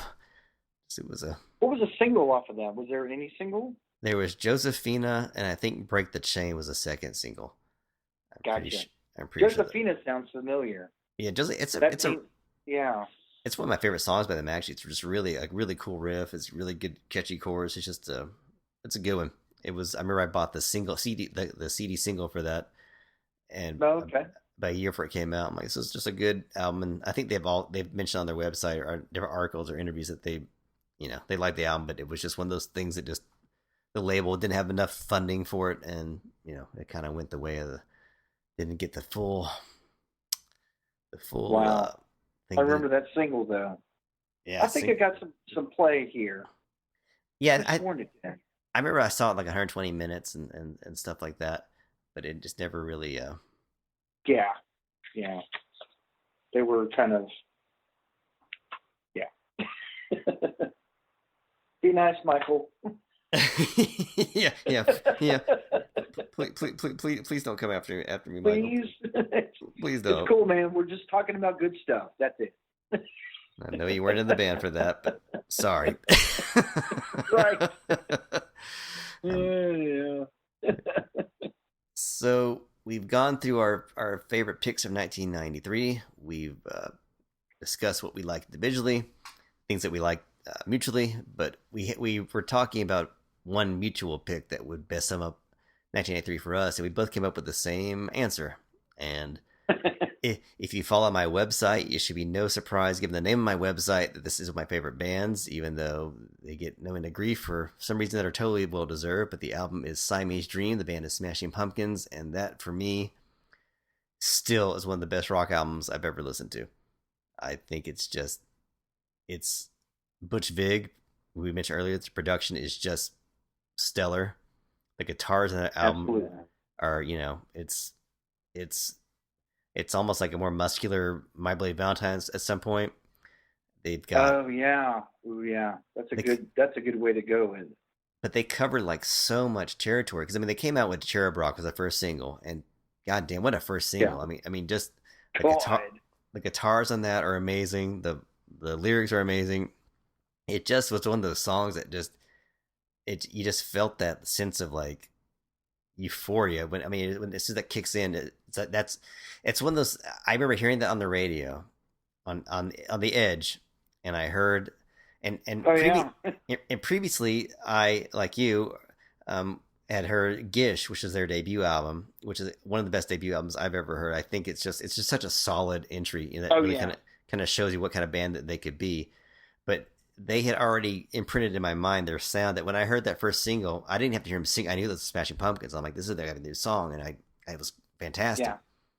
And that was one that took a long time to come out. It took them a long time to record that because that single came out, and we waited for months and months for the album to eventually come out because it was a long wait between Gish and Drown on single soundtrack, and then to Siamese Dream it was a long journey, but it was well worth the wait.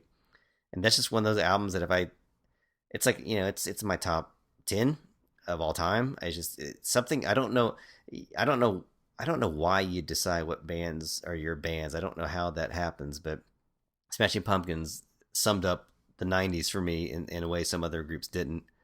And maybe it was the fact that they could be so heavy, but yet be so fragile too. I mean, you've got Disarm, which is a perfect example of just being so bare and just delicate melodies, but the strings were so powerful, and the tubular bells. I mean, who puts tubular bells in a rock song? And Billy Corgan just is kind of a mad genius. At times what he could come up with, and the sound of the album is just phenomenal. I mean, and you've got all the hits. You've got Today, and all those songs are great. But to me, Siamese Dream is one of the best deep cuts album that you're gonna listen to. Also, Oh yeah.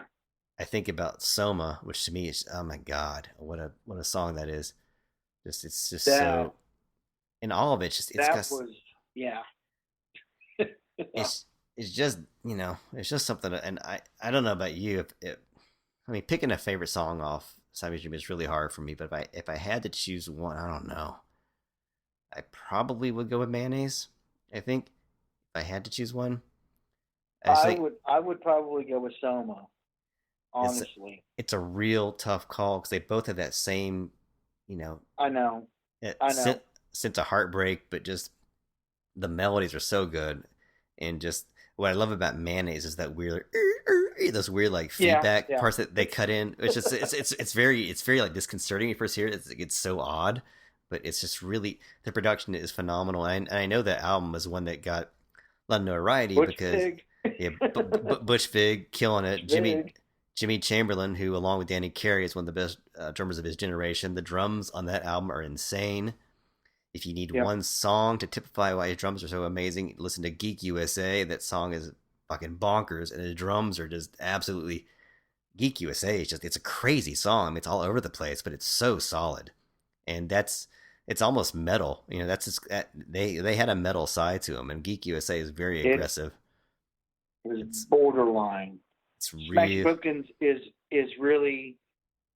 I will tell you, they are not one of my favorite bands and at all. that's and But this record, I was initiated with Gish, but whenever this record came out, it was mind-boggling to me. I loved this record. I still love this record. I really don't want to see Smashing Pumpkins again. That was cool, but this record should be listened by everybody who appreciates music. Period. There's everything going on in this record, and I picked Soma because whenever we saw them on November 1st of 1993. And I remember this because it was my now fiance's birthday at the time, back then, 25 years ago. They were playing Soma, and it became the quiet part. And some kid in the crowd who wanted to hear Disarm or Cherub Rock or something like that was like, "Come on, man, rock!" ruining the mood. Always one of those. Yeah, exactly. In the middle of the quiet part, and Billy Corrigan says, "Oh, come on, man, just enjoy the silence." What do you think happened? James Eha started playing down, down, down, down, down, down, down, down, and the band completely broke into an impromptu version of Depeche Mode, "Enjoy the Silence," Oh, that's awesome. 'Cause they and it was one of my favorite concert moments ever. Honestly, it was so awesome, and they did it for like maybe a couple of minutes. I was supposed to get my quiet, shoegazy stuff going on here. You know, the quiet guitar. I wanted to see James Eha screw with his, pedals and his guitar, and it's supposed to be drifty, and I'm supposed to be floating in space by now. But then I ended up on the dance floor with some Smashing Pumpkin Depeche Mode remix. And you And lucked out it was pretty cool. It was still pretty cool. because it could have gone the other way. He could have thrown a hissy fit and just walked off the stage. So you got him on you got him on a good night. So that's Exactly. that's good. Okay. Funny part is at the end of the night, my Capitol Records rep said, "Hey, do you guys want to go backstage and meet him?" And we kind of looked at each other because we kind of knew that they were a little iffy. Mm-hmm. We said, "Nah, it's fine. we'll go ahead and let this be what it was and be okay with that." So we never did go back and meet him or anything like that. We let that show speak for itself, and it was a phenomenal gig. I would pay to see that exact show again. I would pay to see that exact show again. See, he's one of the guys in my top of my interview list, but I'm also terrified to talk to him because I'm worried it would go south and they'll be like, "Why did I spend so much money on your music?" And it's been tainted. But if I get a chance to talk to them, I sure would. I mean, they're playing here next week. I can only imagine. And I'm probably going to go see them. I can only him. imagine. But yeah, you should. I mean, look, that's your band. I get it, man. I get it. I understand. But I mean, you're talking about how you weren't crazy with it besides that album, and it's not an unpopular opinion. I mean, I think Smashing Pumpkins, and our next thing we're gonna do together, we're gonna do the bands that you either love or hate. I think they're a perfect band. We'll go into that more because I cannot wait to do that one with you. That's gonna be fun. But right. I think the thing about the Pumpkins, why I like them so much, and what drew them for me was that, in high school I liked my Jane's Addictions, I liked my Metallicas, I liked my Guns N' Roses, I liked all these different bands. But especially Pumpkins was like, okay, if you like The Church, do you like Jane's Addiction? Do you like some Black Sabbath? And they smushed it all into one sound. There are so many different things, and I am fascinated by how they can do that so well. I love their weird transitions that they do, where it's just like loud silence. There's just the range of genres they can pull through. And how emotional and nakedly emotional those songs are. So even if Billy Corgan can, just be a turd in a punch bowl sometimes, his music and he can be, but the music is what matters with those guys. And I know the band, they've had all their history, they've had their infighting and everything else, but at the end of the day, what matters is the music, and that album. Yeah. Is solid. I like Melancholy and the Infinite Sadness quite a bit, but it's not nearly as good as this because I think anytime you make a double album, you're going to have some songs that probably could have been chopped off. Because really with Melancholy, it was almost like three. I read an article where he said that he meant to do double albums, but CDs held more, so he basically wrote a triple album, which is pretty crazy when you think about it. And for it to be as good as it was, is great. But I think Flood, who produced that album, did something that Butch Vig did not do. But I think it was an error.